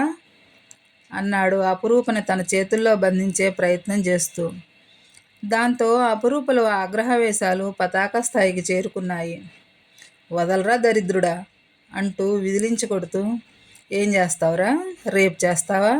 చెయ్యరా? నన్నేం చేసినా ఎవరు అడ్డుపడరని అనుకుంటున్నావా? అడ్డుపడరు కానీ నిన్ను కటకటాల వెనక్కి పంపిస్తారురా. నీ నక్కజిత్తులకు మోసపోయి నీకు దాసోహం అనటానికి నేనేమి చదువు సంధ్యాలని పల్లెటూరు బయతును కాదురా. నేను ఈ తరం అమ్మాయిని. నేను ఇక్కడికి వచ్చే ముందు నా సెల్ ఆన్ చేసుకుని వచ్చాను. నువ్వు మాట్లాడిందంతా ఇందులో రికార్డ్ అయింది. అంతేకాదు, వీడియో కాన్ఫరెన్స్ ద్వారా నా ఫ్రెండ్స్ అందరూ లైన్లో ఉండి నువ్వు మాట్లాడిన ప్రతి మాట వింటున్నారు. అన్నీ రికార్డు చేసే ఉంటారు. దీని ఆధారంగా నీ అంతు చూస్తారు. ఇప్పుడు చెప్పరా, ఏం చేస్తావో? రేపు చేస్తావా? చేసేయ్. నీలాంటి నీచుడిని ప్రేమించినందుకు నాకు ఈ శిక్ష పడాల్సిందే అనుకుంటాను. రారా, ఆగావెందుకు అంటూ చేతులు చాపి కాళికాదేవిలా మీదకి వస్తున్న అపురూపని చూడటంతోనే రాకేష్ కళ్ళు బైర్లు కమ్మాయి. ఒళ్ళంతా చెమటతో తడిసి ముద్దవగా తడిసిన బట్టల మూటలా సోఫాలో ఒరిగిపోయాడు. పిరికి పంద, ఆడదంటే నీ చేతుల్లో ఆటబొమ్మ అనుకున్నావురా? నువ్వెలా ఆడిస్తే అలా ఆడటానికి? ఎవరిదాకానే ఎందుకు? ఈ సెల్ ఫోన్ తీసుకెళ్ళి నీ భార్య నీలిమకిస్తే చాలు నీ కథ ఇక్కడితో ముగిసిపోయేందుకు. ఇమ్మంటావా? అంతెందుకు, ఇంతకాలం నీ అభిమానులంతా నిన్ను దేవుళ్ళ కొలుస్తున్నారు కదా. దీన్ని లైవ్ టెలికాస్ట్ చేస్తే నీ పనేమవుతుందో ఆలోచించుకో ముందు. మరోమారు నాతో మాట్లాడాలని కానీ ఫోన్ చేసి బెదిరించాలని కానీ ఏమైనా ప్రయత్నం చేశావో నీ అంతు చూస్తాను, జాగ్రత్త. నాకే కాదు, మరే అమ్మాయినైనా ఇలా దగా చేయాలని చూసావో ఇదే గతి పడుతుంది నీకు. Take care and good bye అంటూ విసురుగా తలుపు తెరుచుకుని బయటకు వచ్చేసింది అపురూప.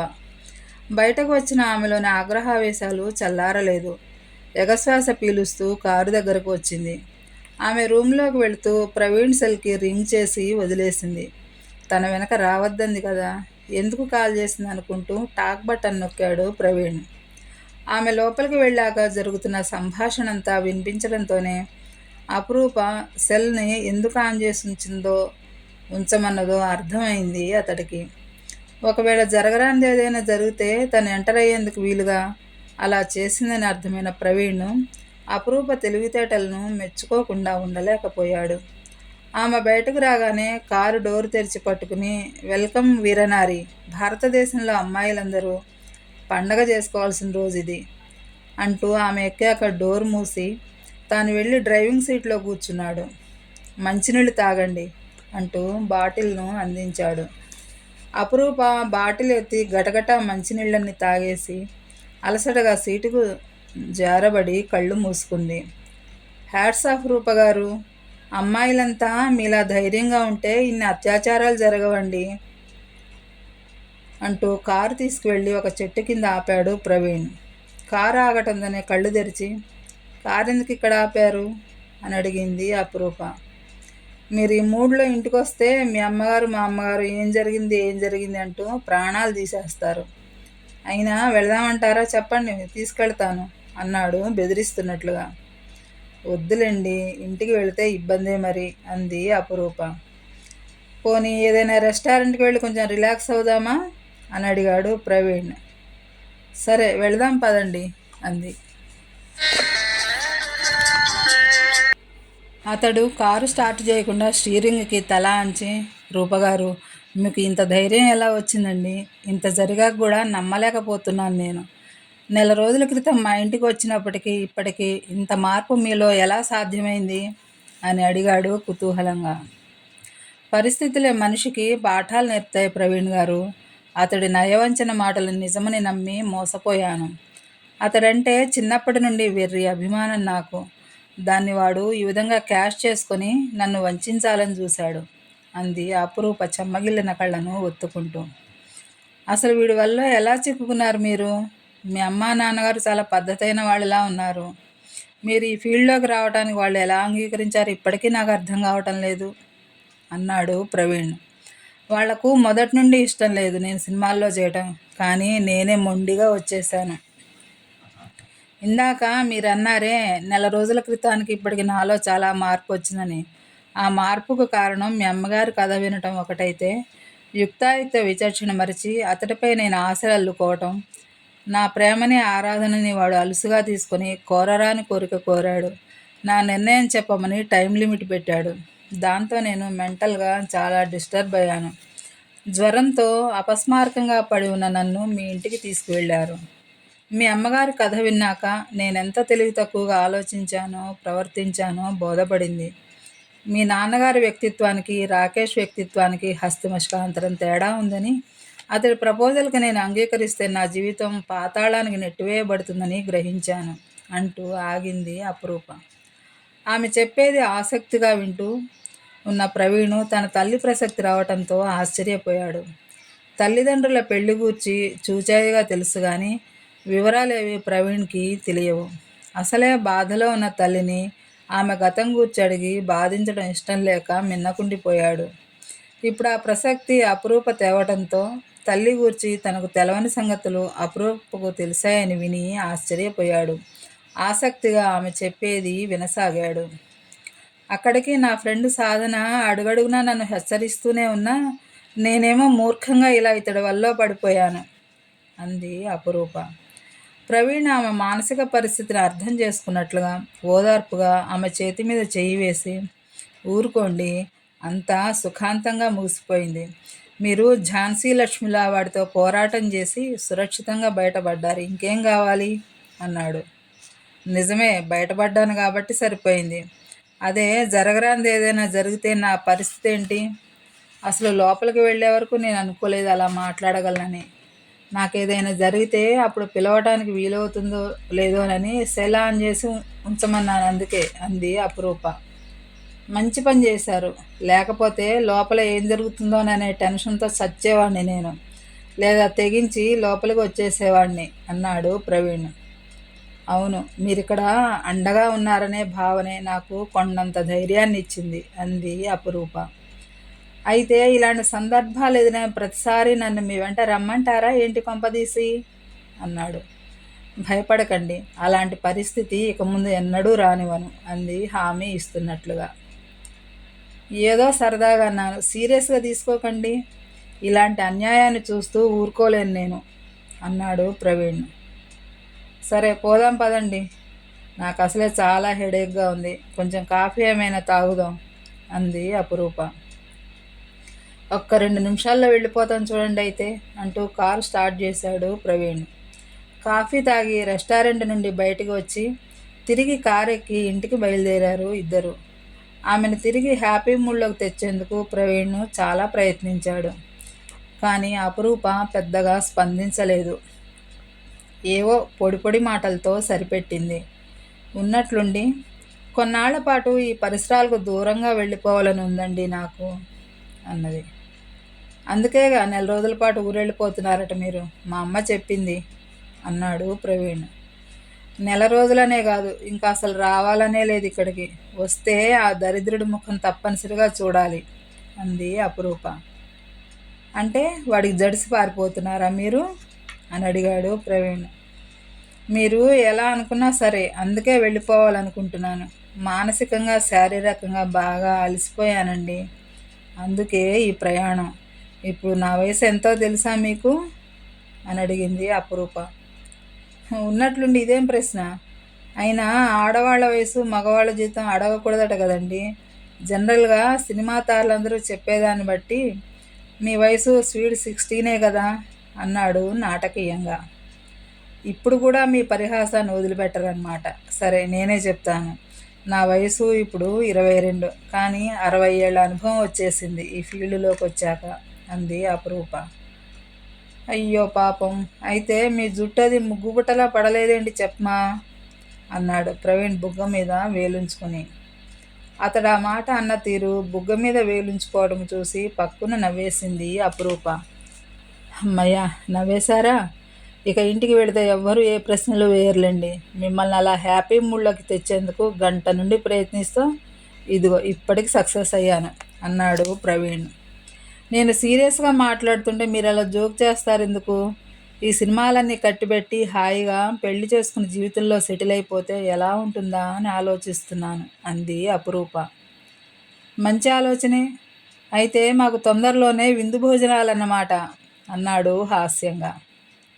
ఊర్లో 2-3 సంబంధాలు చూశారు నాన్నగారు. అన్ని విధాలా బాగున్నాయని అమ్మ కూడా అంది. కానీ నాకు అలా ముక్కు ముఖం తెలవని వాళ్ళని చేసుకోవాలంటే ఎందుకనో భయంగా ఉంది. వాళ్ళు నన్ను కాక నా సంపాదన చూసి చేసుకోవాలనుకుంటున్నారేమోనని చిన్న డౌటు. ప్రవీణు మౌనంగా వినసాగాడు. హేమంత్ గారు తెలుసు కదా, ఆయన ప్రపోజ్ చేశారు నాకు. అతడైతే ఎలా ఉంటాడంటారు అంది ప్రశ్నార్థకంగా చూస్తూ. ఆ మాట వినటంతోనే అంతవరకు నవ్వుతూ ఉన్న ప్రవీణ్ ముఖం కొంచెం వాడిపోయింది. మెల్లగా సర్దుకుని, అంతేలేండి, మీ అమ్మాయిల కళ్ళకెప్పుడు మేము కనపడం, ఆకాశంలోనే ఉంటాయి. కళ్ళ ముందు ఉన్నది ఏది ఆనదు మీకు అన్నాడు నిష్ఠూరంగా. అతడి మాట వింటూనే అపరూప అతడి వంక విస్మయంగా చూస్తూ, అంటే మీరు నా గురించి అన్నీ తెలిసి కూడా అంది ఆశ్చర్యానందాలతో ఉక్కిరి బిక్కిరవుతూ. తెలుసు, అన్నీ తెలుసు. అన్నీ తెలుసు కనుకే మీరంటే గౌరవంతో పాటు ఇష్టము పెరిగింది. షూటింగ్ కోసం మొదటి రోజు ఇక్కడికి వచ్చినప్పుడు అనుకున్నాను, అందంతో పాటు మూర్తిభవించిన అమాయకత్వంలో ఉన్న ఈ అమ్మాయి ఇక్కడ ఎలా ఇవ్వడగలదు అని. అందెలరవళి సినిమాలో మీ నటన చూశాక తెలుగు సినీ కళామ తల్లికి మీ నాట్యంతో నీరాజనాలు ఇవ్వటానికి అక్కడికి వచ్చారనుకున్నాను. మొన్న జ్వరం పడి మా ఇంటికి వచ్చినప్పుడు చిన్నపిల్లల అలుగుతూ మాట్లాడటం చూసి అమ్మాయి అంటే ఇలా ఉండాలి అని మనసు పారేసుకున్నాను. ఈరోజు మిమ్మల్ని మీరు రక్షించుకునేందుకు అపరకాళిక అవతారం ఎత్తడం చూసి ఈ రోజుల్లో ఈ సమాజానికి కావాల్సింది మీలాంటి వారే అనిపించి మీ మీద ఇష్టం మరింత పెరిగింది. మీరెందుకు నచ్చారో చెప్పాను. ఇప్పుడు చెప్పండి మరి, నేను మీకు నచ్చానో లేదో అని అడిగాడు ప్రవీణ్. కానీ మీ అమ్మగారు నన్ను కోడలుగా చేసుకునేందుకు అంగీకరిస్తారా? ఎందుకంటే ఆమెకు నా విషయం మొత్తం తెలుసు అంది అపరూప సంకోచంగా చూస్తూ. తెలిస్తే మరీ మంచిది, ఫ్యూచర్లో అపార్థాలకు తావు లేకుండా ఉంటుంది. అమ్మ సంగతి వదిలేయండి, నేను నచ్చానో లేదో చెప్పండి ముందు అన్నాడు ప్రవీణ్ ఆత్మీయంగా చూస్తూ. అతడి మాటలు అమృతపు సోనల్లా ఆమె చెవులకు సోకాయి. అయినా అదేం బయటపడనివ్వకుండా, అయితే నేను జవాబు చెప్పే ముందు మీరు నాకు మాట ఇవ్వాలి. భవిష్యత్తులో నా మీద ఎప్పుడూ కోప్పడకూడదు అంది అపరూప సీరియస్గా చూస్తూ. కానీ ఆనందభరితమైన మనసు ఆ కళ్ళల్లో ప్రతిఫలిస్తూ ఉండటం అతని దృష్టిని దాటిపోలేదు. దాంతోపాటు చిందులేసే చిలిపితనం చూడటంతోనే ఆమె మనసేంటో పూర్తిగా అర్థమైంది అతనికి. థ్యాంక్స్ ఎలాట్ అంటూ ఆమె చేతినందుకుని పెదవులు కానించుకుని ముద్దు పెట్టుకున్నాడు. ఆ తర్వాత ఎడమ చేత్తో ఆమె నడుం చుట్టూ చేయి వేసి దగ్గరకు పొదువుకుని నెమ్మదిగా కారును ముందుకు పోనిచ్చాడు. అతడి చేతుల్లో ఏదో రక్షణ దొరికినట్లు అనిపించడంతో నిశ్చింతగా కళ్ళు మూసుకుని అతడి భుజం మీద తలవాల్చింది అపరూప. ప్రవీణ్ ఇంట్లో అడుగు పెడుతూనే, అమ్మా అమ్మా ఎవరొచ్చారో చూడు అంటూ గట్టిగా అరిచాడు. అరే బాబు, మేమిద్దరం ఇక్కడే ఉన్నాం కదరా, ఎందుకలా గట్టిగా అరుస్తావు? నీతో పాటు వచ్చింది అపరూపే కదా, వేరే ఎవరో వచ్చినట్లు కొత్తగా చెబుతున్నావేంటి అంది దేవకి పరిహాసంగా. కాదమ్మా, ఇప్పుడు వచ్చింది వట్టి అపరూప కాదు అంటూ ఆగి శ్రీలక్ష్మిని ఉద్దేశించి, ఆంటీ మీరు కూడా వినండి, మా అమ్మకి కాబోయే కోడల్ని తీసుకొచ్చాను, దీవించండి అంటూ ఇద్దరి ముందు మోకరిల్లి, రా రూపా అంటూ అపరూప చెయ్యి పట్టుకులాగాడు ఆశీర్వాదం తీసుకోమన్నట్లుగా. అతనంత హఠాత్తుగా వాళ్ళతో ఆ మాట చెప్తాడని ఏమాత్రం ఊహించిన అపరూప తడబడుతూ, అమ్మా అది అనుకోకుండా అంటూ ఆగి సంకోచంగా ఇద్దరి వంక చూసింది. ఈ హఠాత్ పరిణామానికి దేవకి శ్రీలక్ష్మి ఇద్దరూ ఆశ్చర్యపోయారు. దేవకికి చూచాయిగా కొడుకు ఆంతర్యం తెలుసు కానీ శ్రీలక్ష్మికి అస్సలేమీ తెలియదు. అతడు చెప్పిన మాటను అర్థం చేసుకునేందుకు ఆమెకు కొంచెం సమయం పట్టినా ప్రవీణ్ లాంటి మంచి వ్యక్తిని తన కూతురు భర్తగా ఎంపిక చేసుకున్నందుకు ఆమెకు చాలా ఆనందం అనిపించింది. తన ఎదురుగా తల వంచుకుని మోకాళ్ళ మీద కూర్చున్న కూతురి చుబుకం ఎత్తి, నిజమా రూపా, ఎంత మంచి మాట చెప్పావు అంటూ అపురూప నుదుటి మీద ముద్దు పెట్టుకుంది శ్రీలక్ష్మి. తల్లి ఆమోద ముద్ర వేయటంతో అపురూప మనసు ఆనందం వెల్లువెత్తినట్లు కాగా ముఖం అంతా కాంతితో నిండిపోయింది. దేవకి ఇద్దరి వంక ఆనందంగా చూస్తూ, ఇద్దరు తోడుగంగల్లా భలే బురిడీ కొట్టించారే మమ్మల్ని అంటూ ప్రవీణ్ చెంప మీద అపురూప చెంప మీద చిన్నగా తట్టింది. అమ్మా, అదేం కాదమ్మా, ఇప్పటికిప్పుడు నిర్ణయించుకున్నాం, వెంటనే మీకు వచ్చి చెప్పాం అన్నాడు ప్రవీణ్. అయితే నాన్నగారికి ఈ సంగతి చెప్పనా అంది శ్రీలక్ష్మి ఎంతో ఉత్సాహంగా. నీ ఇష్టం అమ్మా అంటూ సిగ్గుతో ముఖం అంతా ఎర్రబడగా లోపలికి వెళ్ళిపోయింది అపురూప. మొత్తం మీద ఆడపిల్ల అనిపించుకుంది అంది దేవకి అపురూప వెళ్ళిన వంకే మురిపంగా చూస్తూ. శ్రీలక్ష్మి దేవకితో, ఈరోజు నాకెంత సంతోషంగా ఉందో మాటల్లో వివరించలేనండి. నాకెంతో ఇష్టమైన మీతో ఇలా వియ్యం అందుతానని కల్లో కూడా అనుకోలేదు. నిజంగా నేను చాలా లక్కీ అండి అంది ఎంతో ఉద్వేగంగా. లేదు లక్ష్మి గారు, అదృష్టం ఏదైనా ఉంటే అది నాదే. ఎడారి లాంటి ఒంటరితనంతో బాధపడే నాకు మీ స్నేహం అనే అమృతపు చినుకుని చిలకరించి నాలో నవచైతన్యాన్ని తీసుకొచ్చారు. ఆ స్నేహబంధాన్ని ఇంత మధురమైన బంధంగా మార్చారు మన పిల్లలు అంది దేవకి చెమర్చిన కళ్ళతో. వాళ్ళిద్దరినీ చూసి నవ్వుతూ, ఆనందమానందమాయనే అంటూ చప్పట్లు చరిచాడు ప్రవీణ్. దేవకి చిరుకోపంగా కొడుకు వంక చూస్తూ, అరే నవ్వింది చాలు కానీ రూపను తీసుకుని రేవతి గారి దగ్గరికి వెళ్ళి ఆశీర్వాదం తీసుకోరా అంది. ఇప్పుడు నా వల్ల కాదమ్మా, అయినా రూప కూడా బాగా అలసిపోయింది, సాయంత్రం వెళతాంలే, బాగా ఆకలేస్తుంది కానీ అన్నం పెట్టమ్మా అన్నాడు ప్రవీణ్ గారాలు పోతూ. నథింగ్ డూయింగ్, మీరెళ్ళి వచ్చాక అన్నం పెడతాను అంది దేవకి శాసిస్తున్నట్లుగా. తప్పదా, అయితే సరే వెళతానులే అంటూ లోపల ఉన్న రూపకు వినిపించేలా అరిచాడు ప్రవీణ్. విన్నావా రూప, బయలుదేరి వెళదాం అన్నాడు. అపురూపకి ఆ క్షణంలో శ్రీలక్ష్మి ముందు దేవకు ముందు తిరగాలంటే చాలా బిడియంగా ఉంది. ఎక్కడికైనా పారిపోతే బాగుండును అనిపించింది కూడా. అంతలోనే ఇలా వెళ్ళమనే పిలుపు రావటంతో వెంటనే బయటకు వచ్చేసింది. కళ్ళెత్తి వాళ్ళెవరిని చూడలేక పదండి అంటూ బయటికి నడిచింది. ఇద్దరూ కలిసి వెళుతూ ఉంటే వియ్యపురాళ్ళిద్దరూ గుమ్మం దాకా వెళ్ళి వాళ్ళిద్దరిని ఆనందంగా చూస్తూ ఉండిపోయారు. ప్రవీణు కారు స్టార్ట్ చేశాక, నేను ఇంకా నమ్మలేకపోతున్నాను ప్రవీణ్ గారు, ఇది కళ నిజమా అనిపిస్తోంది అంది అపురూప అపనమ్మకంగా అతని వంక చూస్తూ. డ్రైవింగ్ ఆపి అపురూప వంక తిరిగి, అయితే మీరు నమ్మాలంటే ఇప్పుడు ఏం చేయాలట నేను అన్నాడు ప్రవీణు అల్లరిగా చూస్తూ. అతడేదో చిలిపి పని చేయాలనుకుంటున్నాడని అర్థమైన అపురూప అతడి దృష్టిని మళ్లిస్తూ, ముందు మీరు నన్ను మన్నించడం మానేయండి అంది. అవునా, అయితే తమరు కూడా మానేయాలి మరి అన్నాడు కండిషన్ పెడుతున్నట్లుగా. అలవాటైన పిలుపు అంత తొందరగా మానటం కొంచెం కష్టమే అంది అపురూప. మరి మా పని కూడా అదేనమ్మా అంటూ నవ్వాడు. నిజం ప్రవీణ్ గారు, నాకు ఇప్పటికీ నమ్మశక్యంగా లేదు. ఉదయం వరకు మీ గురించి ఏ ఆలోచన లేదు నాకు. ఈరోజు చావో రేవో తేల్చుకోవాలని వాడి దగ్గరికి వెళ్ళాను. అసలు రాత్రి నుండి వాడిని ఎలా ఎదుర్కోవాలనే ఆలోచనే తప్ప మరో ధ్యాస లేదు. ఇంతలోనే ఇలా అంది అపురూప నవ్వుతూ. ఇక ఆ విషయం వదిలే రూప, అంతా హ్యాపీగా ముగిశాక ఆ పీడకలను ఎందుకు తలుచుకోవటం? కష్టాలకు కన్నీళ్లకు చెక్ చెప్పేసి రాబోయే భవిష్యత్తు గురించి బంగారు కలలు కందాం అంటూ తన ఎడమ చేతిని అపురూప తల మీద వేశాడు అనునయంగా. మెరిసే కళ్ళతో అతడి వంక ఆనందంగా చూస్తూ ఉండిపోయింది అపురూప. మిత్రులారా, పూలబాటగా అనే ఈ నవల సమాప్తం. ఈ నవలతో పాటు నాతో పాటుగా నడిచిన మీ అందరికీ కూడా ప్రత్యేకంగా ధన్యవాదాలు చెప్తూ, నాకు ఈ నవల చదివే అవకాశాన్ని ఎంతో ఆత్మీయంగా అందించిన గౌరవనీయులు శ్రీమతి పెబ్బిలి హైమావతి గారికి కృతజ్ఞతలు తెలియజేసుకుంటున్నాను. మీరు ఇప్పటివరకు ఇచ్చిన ప్రోత్సాహం మాదిరిగానే మున్ముందు కూడా లైక్ చేసి కామెంట్స్ రాస్తూ మీ ఫ్రెండ్స్ తోటి సబ్స్క్రైబ్ చేయిస్తూ నన్ను ఎంకరేజ్ చేస్తారని ఆశిస్తున్నాను.